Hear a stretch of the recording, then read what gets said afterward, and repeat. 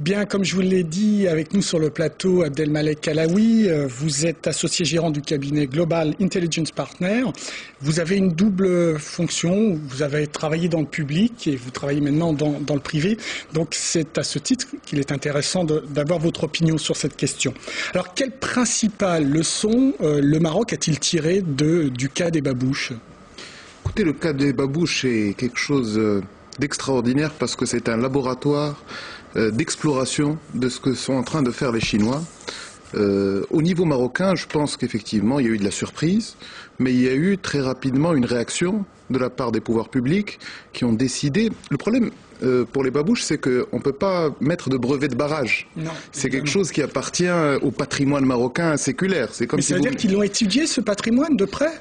Écoutez, je pense que la réflexion suit son cours. Il doit être possible de pouvoir déposer un certain nombre d'objets qui sont la marque de fabrique du Maroc.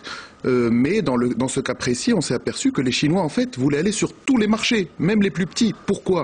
Parce qu'ils ont une cadence de croissance qui a besoin d'aller sur des tout petits marchés. Donc oui, les babouches marocaines les ont intéressés. Ils ont copié les process de fabrication. Ils sont rentrés au Maroc. Mais comme vous l'avez vu dans votre reportage, maintenant, il n'existe plus que du très bas de gamme. Parce que le haut de gamme il y a eu une réaction des pouvoirs publics marocains pour empêcher de pouvoir avoir des copies exactes du haut de gamme marocain. Ça va au-delà des babouches, ça existe aussi dans le textile et les habits traditionnels marocains qui aussi ont été copiés, qui sont entrés également dans le souk. C'est quelque chose de très sérieux. Est-ce que le cas des babouches a déclenché une prise de conscience du Maroc sur les problématiques d'intelligence économique? Écoutez, sur les problématiques d'intelligence économique, il est clair maintenant qu'au Maroc, la réflexion publique existe et que ça a été un accélérateur. Je ne dirais pas que ça a été la première intrusion de l'intelligence économique au Maroc, parce que comme vous le savez, chez nous, les choses prennent un petit peu de temps pour maturer, mais quand ça arrive très très vite. C'est la stratégie du surgissement. C'est une stratégie maghrébine, je dirais, qui est propre à nos différentes sociétés. Dans le cas du Maroc, ça a permis de prendre conscience qu'il fallait impérativement protéger, avoir des hedging strategies, des stratégies qui nous permettent de nous défendre, mais également d'être plus agressifs à l'international et de pouvoir développer nos produits à l'international. Alors concrètement, ça passe par quoi cette stratégie? Vous avez un monsieur intelligence économique comme il existe en France, un haut responsable de l'intelligence économique? Écoutez, au Maroc, je pense que la société civile joue le rôle de précurseur. Actuellement, il y a l'AMI, l'Association marocaine d'intelligence économique, avec Driss Alaoui Mdari. Le Haut Commissariat au Plan s'est intéressé à la question dès 2005. Alain Juillet était au Maroc en 2006 pour animer... Alain Juillet, c'est le haut responsable à l'intelligence économique en France. Oui, c'est le haut responsable de l'intelligence économique en France. Il est venu au Maroc. Mais si vous voulez, je pense que le Maroc, qui a déjà un très fort tropisme français, voire parisien, doit se donner toutes les chances d'avoir un modèle d'intelligence économique unique.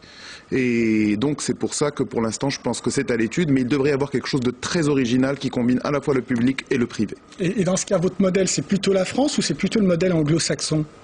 Écoutez, moi je milite pour que le Maroc il ait une stratégie pour inventer le manager marocain hybride. Celui qui sait surveiller comme les Chinois, analyser comme les Français et agir comme les Américains. Il y va de la survie de notre modèle de société dans la mondialisation. Ça passe par quoi? Des formations? Une sensibilisation particulière? Comment vous allez faire ça? Écoutez, moi je pense que dans ce domaine-là, copier c'est innover. Prendre le meilleur de chacune des écoles. Prendre de chez les Chinois la surveillance. Aujourd'hui, en Chine, il y a 100 000 gendarmes du net. Je pense que c'est quand même quelque chose de très important.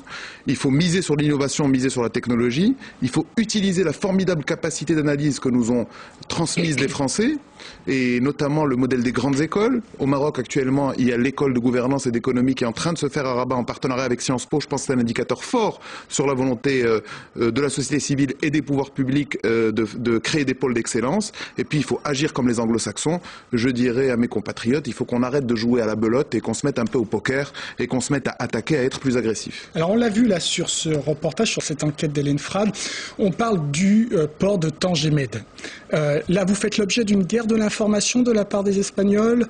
Moi, je dirais que c'est une guerre de l'information en règle, mais c'est la règle du jeu. C'est le quotidien du business, quoi. Oui, c'est le quotidien du business. Je pense que la réalité est très prosaïque. Le port de Tangemed va faire 8,5 millions de containers horizon 2012. Le port d'Algeciras, il est à 4 millions de containers. Et maintenant, il voudrait calculer l'éco-impact du port de Tanger-Med, et donc personne n'a réfléchi à calculer l'éco-impact du port d'Algeciras. Je pense qu'il faudrait d'abord réfléchir à soi-même. La vérité est encore plus grave, étant donné que les routes du commerce maritime et le détroit qui fait la liaison entre l'Est et l'Ouest, on connaît les problèmes de piraterie actuellement, c'est une zone qui va connaître énormément de développement. Chacun essaye de tirer les marrons du feu le plus rapidement possible. Pour être clair, il s'agit d'une guerre de l'information. On accuse en quoi le port de Tanger d'être néfaste pour l'environnement, c'est ça? D'être néfaste pour l'environnement du détroit. Le port de Tanger-Med est à 14 km du port d'Algeciras. Je pense qu'il est surtout néfaste aux jobs espagnols qui sont dans le port d'Algeciras. Et puis, je pense qu'ils font partie d'une tentative de déstabilisation informationnelle beaucoup plus large. On voit actuellement en Espagne où on essaye de lier l'opération retour des immigrés avec la crise sans précédent qui est en train de les frapper. Il voudrait faire un parallèle entre ces deux questions. Merci Abdelmalek Alaoui pour cet éclairage. On reviendra sans doute sur le port de Tanger. Pour l'heure, l'émission est terminée, mais vous pouvez la retrouver avec encore plus d'informations sur france24.com. Pour l'heure, restez avec nous, l'information continue. Au revoir.